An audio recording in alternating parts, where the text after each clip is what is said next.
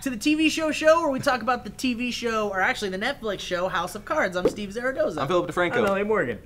So again, we're going into spoiler territory, and we're going to be talking about 2 episodes at a time. And this time we've got 1819. Yeah, chapter 1819. If you want to watch the show itself, go to netflix.com/sourcefed and sign up for a month of free streaming if you haven't already. If you don't have a Netflix account, you should have.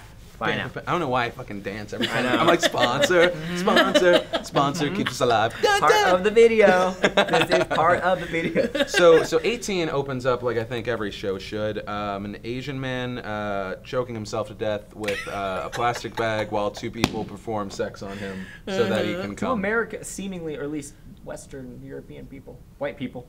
Well, see, and this is why I have... white people. Yeah. That didn't click to me because I don't see race. And I'm going to get on my soapbox super quick, guys, because race. this just goes in line with my theory that super rich people need to have their kicks some other way than just like buying a jet ski or paying for a hooker. No, at this point, we got people paying to have nearly die with a bag over their face, or maybe, you know, start shit like the Illuminati or keep children in a dungeon in their basement. I imagine you have to get like used to, you get so used to one thing, because the guy in this, obviously the Asian guy, is like billions of dollars. Oh yes. But yeah, I imagine like that's why like you hear those weird stories of like super rich men that like women to like beat them. Yeah. And like they're like the dominatrix shit because they're like, no one does this to me, and now that's like a weird thing for them. And then there's like there's the stuff like that that's super dark and like painful and stuff, but then there's like the super weird stuff that's not harmful at all, but that almost bugs me out more when it's like, hey, I want you to eat Jell-O off me. Why? Fill this bathtub with mustard. Yep. Get in it with your clothes on. No funny business.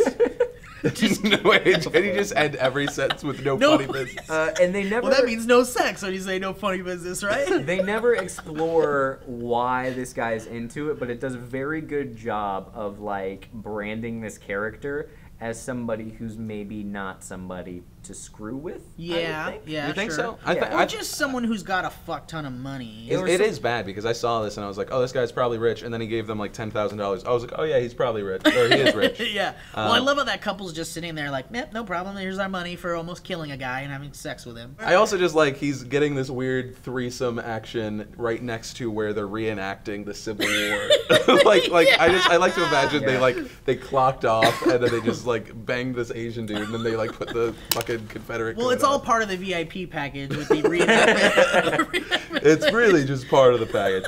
Which, by the way, Frank for 3 days is at this stupid thing. Yeah, where they take it super seriously, where they're like all portraying the character. Funny. Is this real? Is Oh that yeah, a real I think thing? it's totally a real thing. Yeah, it's definitely real. Were they And like I will our say in character That one the whole guy time? that one guy was really creepy though. The guy that plays Underwood's great Yeah, he's like, he I does died it in, over like, the here. first person. In a moment, and then he hit me with a rock, and that was that. And I died right in this spot. In a moment of like rare comedic relief in this show, especially from Underwood, the guy walks away who plays his grandfather, and Underwood's like, he takes it a bit seriously. Yeah. And then so Underwood and Choke Me, which is what they call Fang. him. Yeah. Oh, is that his name? Yeah, Fang. Fang works too. I think. Which is funny because we've got Tusk and now we have Fang. What's up with all these I kinds never of thought of that. Yeah, Tusk. I like that. interesting? Weird. So he's talking to Fang, and they're trying to negotiate, and then he's like, how about you don't negotiate, and that'll be our negotiation. Ooh, And, boy. and Underwood's like kind of thrown off. Yeah, he's intimidated. Well, and also, I guess because he hasn't dealt with someone quite like this before, it seems, too. He's like a foreign dignitary type person, a very powerful overseas client. And it's it's kind of dangerous territory for him. Something we haven't talked about in the previous episodes, the reason that Fang's even there is that there have been these kind of a falling out with China. Yes. Right? And Yeah. so that's been also a problem with Tusk, who has a lot of connections there, and Frank, who has his motive. Yeah, and the president's pretty concerned about this relationship going smoothly, and so it's in Frank's best interests to keep these people very happy. Yeah, and Frank's not reporting to the president, even though he's supposed to. And then it gets to a point where neither Tusk nor Underwood are supposed to talk to Fang, but they still both do. Right, and yeah, exactly. And the president's just getting pissed. They're both meeting with Fang, and then they're also like talking to each other about meeting with Fang and like being blatantly lying to the president. Then Doug goes to Fang because Doug's like, all right, I'm going to try to talk some sense into this Fang guy. And Fang offers him some alcohol. Like, and he's basically, like, bitch, please. Yeah, exactly. But it's also like a $40,000 bottle of, He says it was $5,000. Yeah, it was a 50,000 is what he said. I was like, Oh, that's what it was. it was a Yeah, that's 50,000 crazy. bottle of what was it, bourbon? I believe. Something like that. Yeah, something And like I that. remember thinking that probably tastes good. $50,000. What does that even? What does that Or even? it probably just tastes like any other kind of alcohol, probably, right? I have no desire to know what that tastes like. It's a complete side thing. I've been at a dinner with a bunch of suits, and a bunch of suits that I still like, but they talked about like the most expensive bottle of wine, and I'm like, I don't fucking No, care. I don't care about It wine. I can't don't be care. different. Bourbon, It I'm can't curious. be. I'm in the It camp is. that it It's can't different. be. It probably tastes different. If there's a difference between the $15 and the $25, what does it taste like? It's 50,000. I feel like- I but- think Do you I think the grow- percentage difference is just you lose it. Yeah. But there also has to It's be. like 100 and then Yeah. nothing. Well, This that's is the twice thing, as good, and like- by 50 grand, it's like the same. Yeah, but you know how like the human eye can only see so many colors and details or And the whatever. I feel like taste it's or the same whatever. thing with the tongue. Like once you get to a certain point, it's like it doesn't matter. Yeah. If it, I want the Pepsi challenge with a $50,000 bottle of, And apparently- champagne and then another bottle of champagne. Apparently, Doug agrees as a alcoholic. And there was that great line where Fang said, "You used to be an alcoholic, right?" And Doug's like, "No, I'm still an alcoholic. I'm just a sober alcoholic." And then Fang's like, "Yeah, what about this? It's a drink, haha," and like kind of shoves it in his Yeah. face. And Doug's like, "Oh no, you will not." "Oh, that's $5,000." And Doug's like, "I'll write you a check." Yeah, because Doug has no problem with knowing that he is Underwood's dog, Yep. Yeah. right? But he's like, you're going to respect this And he dog. kind of takes pride in it too. Totally. Now, two things that we haven't talked about that are huge in the episode. The introduction of Seth, Yeah. who is really, really, I kind of dig his Well, character. he's a 'cause little wormy, weird. though. He's weird. I love him. Yeah, I love Seth. He's and- very well spoken. I From like the that first about him. moment, it's like, who is this guy? Because he walks into this Yeah. old lady's house, and you're like, who are these new characters? Yeah. And then all of a sudden, you realize that this woman was the wife of the doctor who performed the abortion on Claire, who lied about the timeline of the abortion, which led to the arrest of General McGinnis, who Right. raped her. Yeah, and I think this is kind of the first time we're getting the whole like, oh, now they're digging into their past stuff. I think what makes this show so cool, what makes it work, and I think what makes a lot of television shows work, is you have this opportunity from like a storytelling standpoint to just drag this freaking notebook thing out and be like, oh, we have this, we have proof that the timeline's not going to match up. Are we going to reveal it? And by the end of the episode, he goes to Claire, he turns Yeah, it in, that's he the says, thing, like, yeah. that's like a mark of a good TV show because it ushers in new plot lines that people don't see coming and they can't Totally, yeah. speculate about. It's really good. I agree. And then him just sitting there with Claire and going like, this is the only copy. I didn't make a copy of it. This is yours to keep, Because just so you know. we're all as the viewers sitting there going like he's got a copy. He's Of gonna come back, course. and he's like, no. But he's like, no, I just want to work for Frank. I just want to be with you guys. I want to work with you guys, and this is my offering. And look at how badass I am. I found the only thing that could make you look like shit, But basically. he's also talking to Remy, and so you kind of don't know. Isn't that the best kind of character? It is very interesting because he is someone that just like put himself into this situation, but he's also you can tell he's playing Remy because he says he didn't find anything, right? So it's like where do his allegiances lie? Yeah, and it's one of those things where you're like, as the audience member, you're like, great, now we can't trust this guy either because we don't know who the hell he's like his allegiance is But with. see, I like that, especially somebody who injects themselves so successfully into this incredibly powerful family of his own accord. Like his That's own true. gumption is what led to it, and it's this like kind of go get him attitude. And then to add to that, like you don't know exactly what his deal is. I really like. So now we have the hacker guy. We got to bring him back in here. He's been testing out the little USB dongle that the legit hacker guy gave him, or the FBI informant hacker guy we met. And he's kind of ready to go into this infrastructure, this like ATT wireless place, basically. I also appreciate they didn't give us like a training montage. I'm really glad. I felt like they could have been like him coding and the other guy just like and sweating, and he's drinking Red Bull and shit. I don't know. Yeah. So he breaks into this, well, he doesn't really break in, but he's given a tour of this, Right. like, telephone place. And he's like, so where's the big place that has everyone's phone numbers? And he's like, well, let me show you, because these guys obviously know. They're in. They're in on it, but you don't know it. And then he's like, I'm going to secretly put this USB stick into this thing, and no one will notice. And then, boom, instantly. There's a cop like out of every cupboard that's like, get on the floor. Yeah, like someone comes out of the ground, basically. One of them was just a grip that was like doing like, and was like, oh, the FBI, yeah. And then you're thinking, oh man, Lucas is fucked. This is it. Like, you do not recover from this type of thing. This is like basically terrorism, cyber Yeah, terrorism. cyber terrorism. It's a weird ending because the entire time Frank's been kind of oddly looking into his family's past, where he's come from, and then he buries his class ring. Yeah. Yeah. Which was a really interesting move. Yeah, interesting, and like I don't know. Frank has two ways, I think, of handling stuff. He either goes and he cuts somebody's throat, figuratively speaking, or he does something symbolic and weird. Yeah. Like he goes and like smokes a cigarette, or like buries a ring, or goes plays and gets video ribs, games, or paints like little figurines, or eats ribs. Yeah, there's so many. He's such a cool character. Yeah. Yeah, he's fun. Also, isn't it kind of funny how they like they tuned down his gaming in this season? I mean, obviously he's more busy this season than the last one. Well, he can't. Remember? Yeah, He told him gets, he can't. oh, that's true. He Because tried. he has no internet. That's true. And he's like, Had to take- he's a man, despite like, okay, so their whole thing, especially when Claire's doing the interview back in the day, she says that the reason they don't have kids is so they could focus on like their civil duties or whatever. But the problem is that Frank Underwood is better at more hobbies than any man I've ever Oh, seen. yes. He's like, I can video game, I can do detail painting, Yeah. and make an entire fake. Anyway, Civil War reenactment. Civil War There you go. I was like, He's basically making Warhammer like gaming pieces is what he's doing with this like Civil right. War we're stuff. we're gonna jump further in. I know that there is one thing, and I hate to jump to the middle of the episode, that when I talk to people about this episode, it bothered a lot of people for the entire series because they found it to be not believable, and that was Remy and Jackie getting together. Which I think can happen. I think you Yeah, work like, closely you know, enough in the same thing. Yeah. You 100% can. Sure. well, and like I think the only thing that's not believable is that both of them look like pretty much models. Even Jackie, who's like older. Yeah. I mean, and that once it happens, he says it. He's like, "It's your voice," and I was like, "Oh, yep."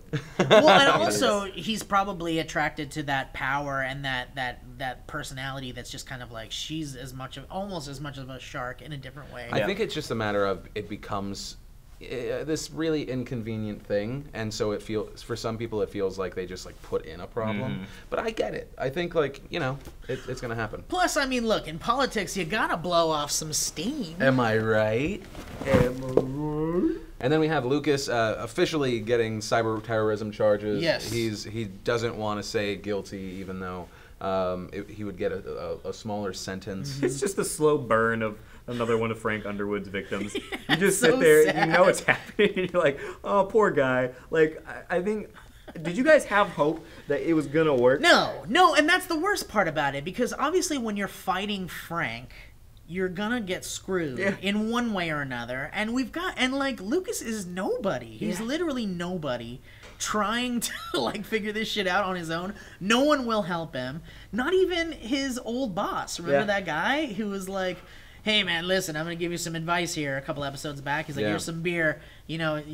Don't mess with this shit," basically. But he's like, and he's just alone. No fucking way in hell was he ever gonna get away with it. Right. You just gotta think. All you could think about was, what are they gonna do to this poor guy? Like, what's the consequence for him? Well, sadly. his old boss does try and help him out. And he writes this thing. He goes to Frank. He shows it to him. Frank acts like he's crazy. He even gets the other female reporter to go with him, and he's like he like literally shows him the story. He's like, "This is the least crazy version of this story I can show." Yeah. Like, what do you want me to do? And Lucas is losing his damn mind in prison. His blood in his face at one point. Yeah. Well, And plus he's the other reason that he's losing his mind is because there's a freaking heat wave going on. So everybody in this episode is like 1,000 degrees. And I was talking to my wife about this. If we ever experienced in California an energy crisis, I would just pay the bill. I would save money elsewhere. You can't take air conditioning from me. The whole episode opens with Rachel like eating ice and like putting ice on her and body. you can feel that. And she takes ice out of the ice tray. Like she's never taken ice out of an ice tray in her life before. She's just like, damn. Oh, and then of course the positive thing though, even though she's hot, she found Jesus. She found Jesus. There he was. He was in a Great. school of children. She shows up to that church that her friend and the boss invited her to. And something that we can say and can say in most episodes, Doug tells her not to do that. Oh yeah, don't do that because I'm your dad, sort of. And there's a weird daddy Dude, and mom yeah, thing going Doug's on. such a weirdo. He's such a Doug's weirdo. such a weirdo. But I want to talk more about kind of like the heat thing really quick, because there is this theme of things heating up. politically and in the story, but also there's the heat throughout the entire episode, and you see Lucas like sweating his ass off in that prison. Yeah. And it just looks so frustrating and uncomfortable for Well, everybody. Lucas gets carted away at one point, and he's like, hang in there, man. And Lucas is like, will do. I can survive prison with a heat wave. And he looks over to his little prisoner buddy, and his prisoner buddy just spits blood in his face. And I was like, at that point, I was like, could not do prison. Yeah, Never going. Wait, so blood spitting in your face, that's a thing? Yeah, because you think prison, if you think prison, you think there's one thing in prison that's going to happen to you. And, like, I've heard of and that's rapes, bad enough. Yeah. I've heard of this, but blood in the face? No. I'm all of a sudden gonna obey the law in every way. I'm doing the speed limit on the way home from work today. This is also the episode where Mrs. Underwood actually starts, because I think we talked about it before. She actually gets the girl that used to work under Russo to be like, "Hey, First Lady, I love working with your boss," which she hears as, "Hey, lady, I like blowing your husband." Yes, real D-move. Claire, come on, Claire. Just meddling, and then Claire, meanwhile, is of course doing her own political endeavor with trying to get civilian oversight to be incorporated into military justice systems. Oh, look at you pulling out the big guns over here. No, this is when I started understanding it again. After that really, whole bridge I'm crap out. was gone, I was like, oh, I can understand civilian oversight. I can understand an energy crisis. But I feel like this is Claire slowly manipulating everything so that the First Lady has to go to her, essentially. Because she's setting it up so that friendship. She's terrified that her husband's going to cheat on her, so she has someone to confide in. But she's also using her for that meeting. Yep. Because they didn't take her seriously until the First Lady came in. And this is all really an extension of like everything Frank and Claire set up in the first season, which was, we're going to take down the president. This is our plan. And so this is all part of their like evil scheme to basically get the president and the First Lady on their side, and then basically backstab them and try to take control of their shit. It's kind of like they're building this house of cards. No.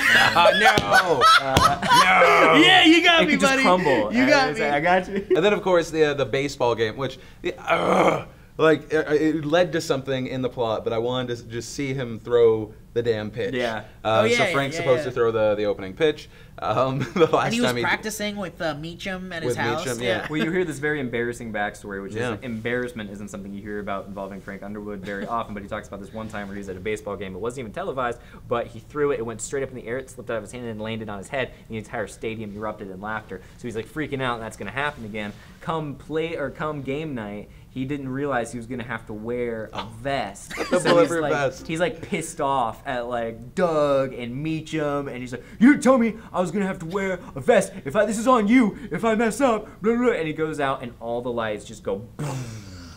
So maybe the heat wave wasn't a symbol, but Tusk controlling the energy. And then they rush Frank out of there because it's a crisis. Let me say something real quick. This is a quick aside, but I think you guys might find it interesting. So my parents visited D.C. recently, right? And it was when they were going to do the Washington family dinner or whatever. Right. Or like a barbecue. It's like a big barbecue that everybody from all the country comes and they bring their families, and so there was like political stuff happening that was like people were pissed off, like there was people stalling or whatever. What apparently happened was President Obama got really upset with the way that the Republicans were voting, and he knew that everybody had invited their families, so he canceled the barbecue. And everybody was just there. What? And I guess like everybody there was just like, no, he gets upset sometimes, and this type of thing happens. And they were like, what? And it was like, we don't nobody talks about it. It's not a big deal. It's just like politics stuff. But like apparently this kind of crap happens all the time. It's like a petty things. That's kind of fun because I want to research it because I'm like, anytime I hear something from one source, I'm like, no, totally. It's totally like firsthand. It's or secondhand. But I mean, there's that aspect of that humanity you don't really get about like tantrums or some way that someone wants to like be upset in the White House. I mean, when you have that much power, what are ways that you can get back at somebody? Right. Then there's the freaking Chris Christie thing. Yeah. I mean, that's right. Yeah, the Chris talk Christie about pettiness. Where he took It was the first day of school, and then everything gets shut down to one lane because I think it was still open, but it was just one lane. It was like a 5 I lane think version. I think there's a lot of stuff that we don't hear about Because it's just petty, so it's not like news. What's also nerve-wracking about that stuff, though, is it's so messed up, but believable that it's like those that are on the side are like wanting to believe, and the other side are like just going, no, that's ridiculous. Right. And so then you get kind of this weird standstill. But because it was Tusk and not like a politician, all of a sudden the president, Frank, pretty much everyone think that he did it on purpose because he's like, safety first. It's gonna be a while. Yeah, but by the way, I'm gonna have to shut down 2 more of my plants. Gets hot, grid gets overloaded. Bye. Bye, Mr. President. Goodbye. Click. And then we end the episode on I think our least favorite storyline, but it's still good, which is Doug and Rachel. I like it. She's definitely my least favorite. Yeah, when she like acts like, she like starts to act like she wants to have sex with him, and then that weirds him out. You know what? I like Doug and Rachel more than Remy and Jackie. Here's the deal: if you're Doug, or actually, if I'm Frank Underwood, I'm pissed off that Doug hasn't killed this chick. Yeah, but no one knows she exists. Like the last person that actually was actively seeking her is in prison. Yeah, getting blood spit up on his face. It reminds me a lot of when you're on the playground and the guy likes the girl, so he throws dirt at her, and it's like the same thing every episode of Doug, where he's like, "No, you shouldn't know her." And you shouldn't go there. Well, everybody. And you shouldn't do. I think it's an ownership thing. It is, but it just got old for me. It Everybody, happened so many times that the plot line didn't progress quick enough to hold my interest. But everybody has to have their weaknesses too. And Doug is obviously a recovering alcoholic, and so we're kind of finding that his new weakness is that he kind of has taken this girl under his wing and loves her, and that and everybody kind of has to have their Achilles heel, as Frank says later on as well.